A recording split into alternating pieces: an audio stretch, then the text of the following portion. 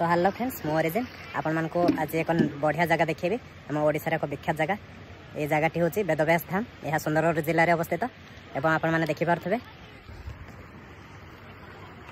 सेठी गोटे नदी आसिक मिसी एवं एपट गोटे नदी आसिक ये गोटे मुख्य नदी उत्पन्न कर नदी हूँ शंख नदी एवं एपट नदी हूँ कोयल नदी दुईटी नदी आसिक एठारे ब्राह्मणी नदी उत्पन्न होती एवं गोटे छोट नदी आसिक मिसी सरस्वती नदी एवं एठारे एक बढ़िया तीर्थस्थान अच्छी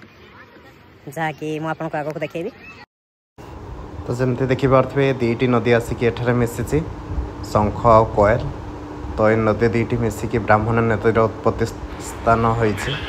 एवं एक सुंदर मंदिर आपड़ ये देखिपे काउडी भाई मैंने आज जेहेतु सोमवार काउडी भाई मैंने देखा जाउछंती बढ़िया एक तीर्थस्थान आपण मैंने समस्ते जगह को आसतु और बुलिकी जातु आपन कोई जगह बहुत बढ़िया लगे बहुत सुंदर जगह।